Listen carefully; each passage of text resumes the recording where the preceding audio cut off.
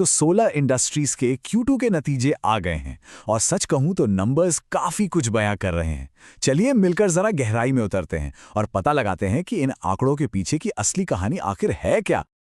आज हम क्या क्या देखने वाले हैं। सबसे पहले बड़े बड़े नंबर्स पर नजर डालेंगे, फिर समझेंगे कि कंपनी का पैसा असल में आ कहां से रहा है। उसके बाद भविष्य के ऑर्डर्स की बात करेंगे और आखिर में देखेंगे कि क्या सब कुछ अच्छा ही अच्छा है या कुछ चिंता की बातें भी हैं। ठीक है, तो चलिए सबसे पहले उन बड़े आंकड़ों से शुरू करते हैं जो हेडलाइंस बना रहे हैं। सबसे पहला और बड़ा नंबर है 21%। ये है कंपनी की टोटल सेल्स में साल दर साल उछाल।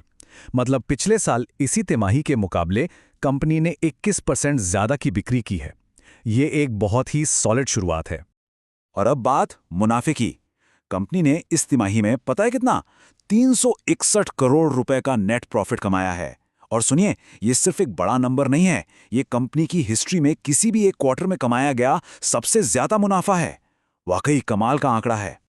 तो इन दोनों नंबर्स को अगर हम साथ में देखें तो एक बात तो बिल्कुल साफ है, ये सोलर इंडस्ट्रीज के लिए एक रिकॉर्ड तोड़ने वाली तिमाही रही है। अब सवाल ये है कि ये हुआ कैसे, खासकर जब कुछ चुनौतियां भी थीं।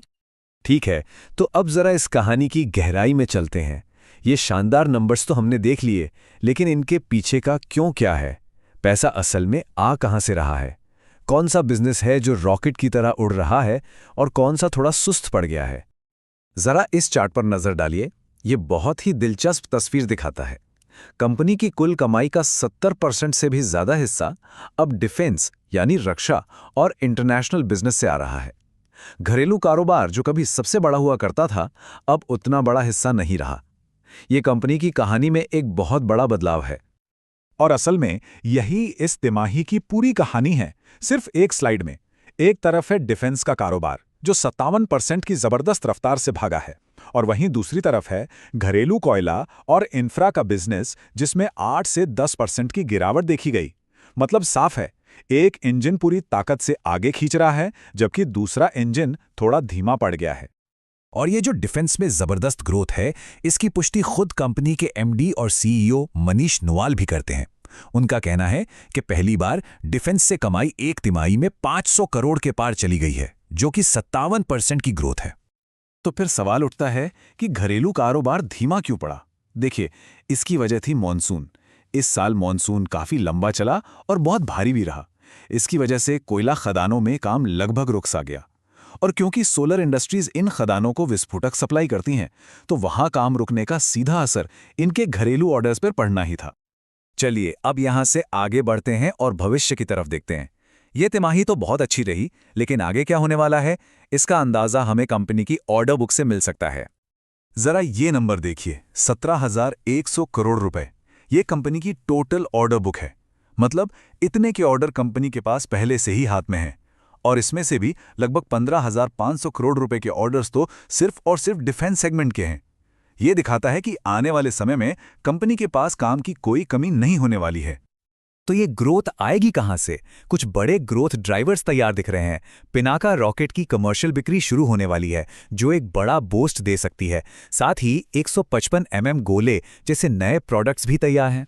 इसके अलावा ऑस्ट्रेलिया और सऊदी अरब जैसे नए देशों में कंपनी घुस रही है, और पूरी दुनिया में इस वक्त गोला बारूद की जो कमी है, वो भी कंपनी के लिए एक बड़ा मौका बन सकती है।